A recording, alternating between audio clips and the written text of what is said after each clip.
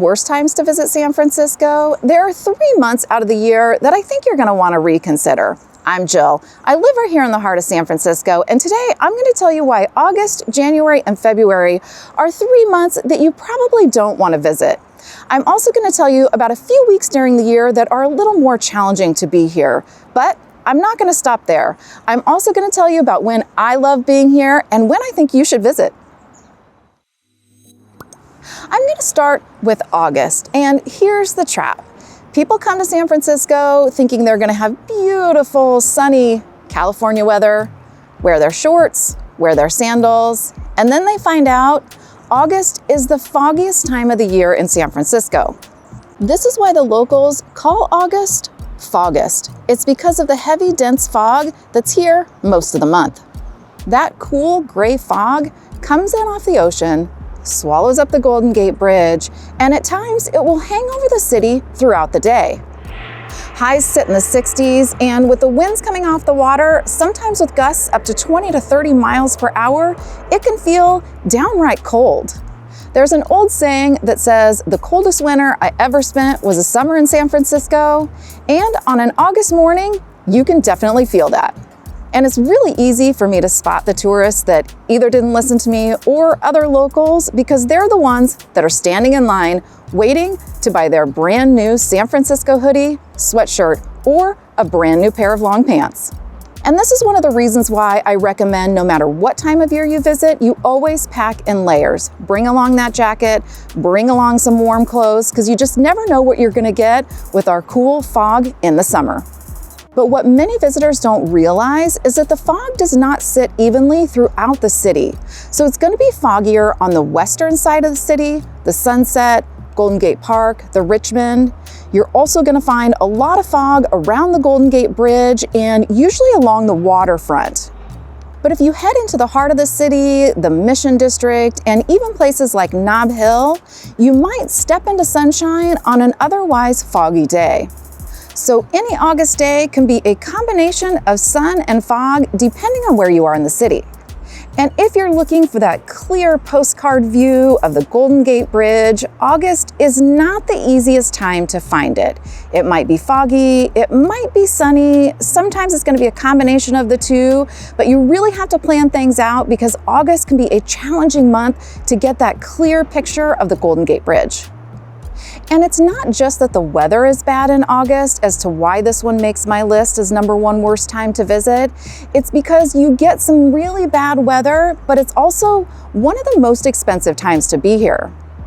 August is peak season, which means that hotel prices are some of the highest all year long. But it's also really crowded, and this isn't just tourists from far away. Locals from around the Bay Area are also coming into the city in order to try to escape the heat that's everywhere inland. August is also when Outside Lands descends on the city. Now, this is a huge music festival that happens in Golden Gate Park, and it's more than 100,000 people that come into the city for this 3-day festival. This makes everything harder to book and more crowded. Alcatraz is a big one. If you plan to visit in August, make sure you book as early as you can. But in addition to that, Pier 39 is crowded, the Golden Gate Bridge is pretty crowded, so you're just going to find crowds almost everywhere throughout August. August is bad weather at high prices, and that's why it tops my list. Now, you're probably also wondering about June and July, and honestly, they're not much better. The fog tends to build throughout the summer, so June and July are also pretty foggy, and they're also crowded. But August is where it all peaks, when the fog is at its thickest and the most days are covered in fog, and it's also a really expensive time to be here. So if you're gonna skip a month and not visit during a certain month of the year, August is the one to skip. And if you do plan to visit in August, make sure that you pack a jacket and some long pants, not just shorts and sandals.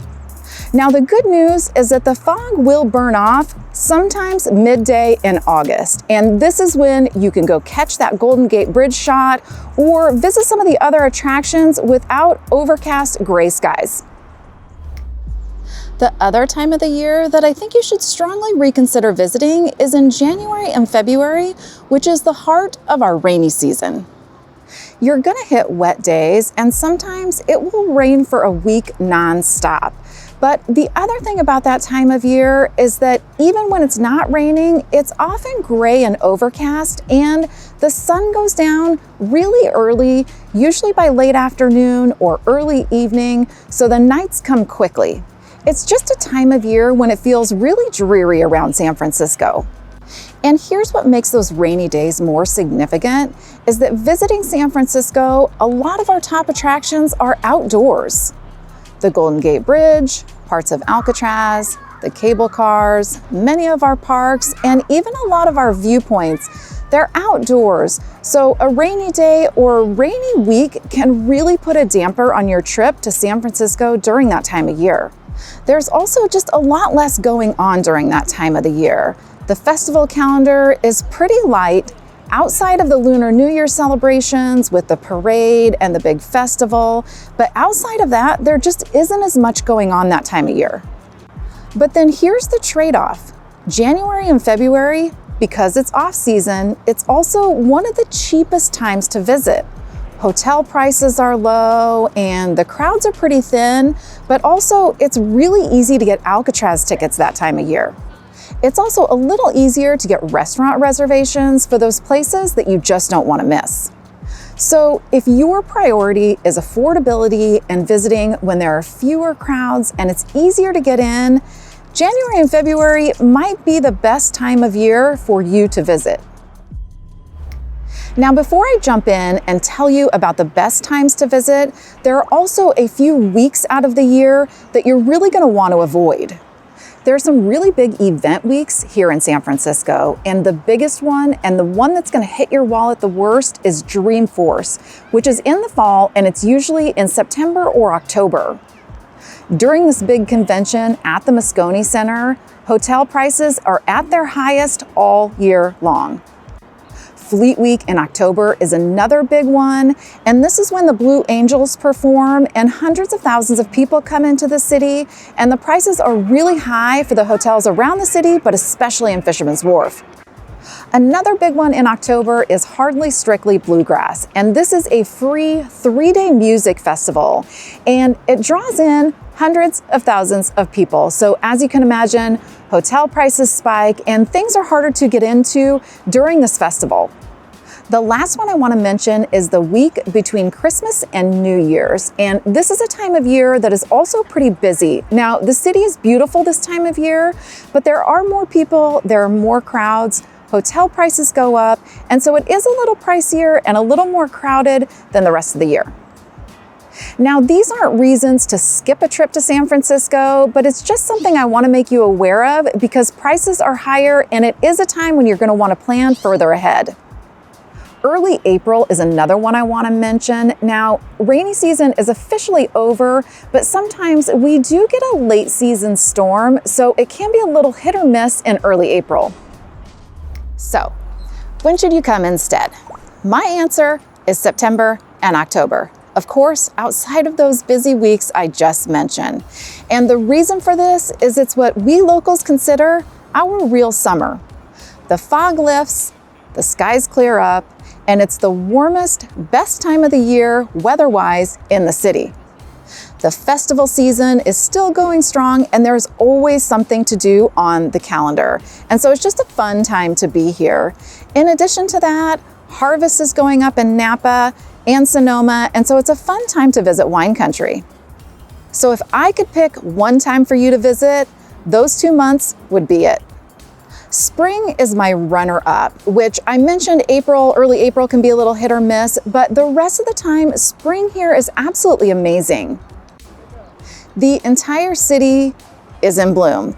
Golden Gate Bridge, there's blossoms around the bridge, Golden Gate Park is absolutely beautiful this time of year, and even Alcatraz's gardens are in bloom, and so it's just a great time to visit because the entire city is even more colorful.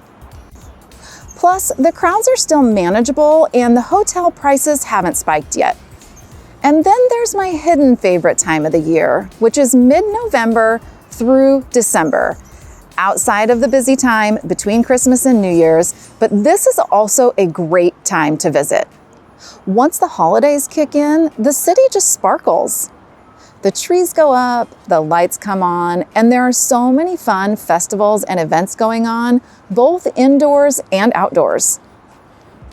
It's cool and sometimes it will rain, but bundle up and enjoy the magic of the city. So here's the thing. Skip August if you can. January and February only come if you're on a really tight budget. And if you have any questions about other times of year that you're thinking about coming, go ahead and drop it in the comments below and let me help you plan the most amazing trip to San Francisco.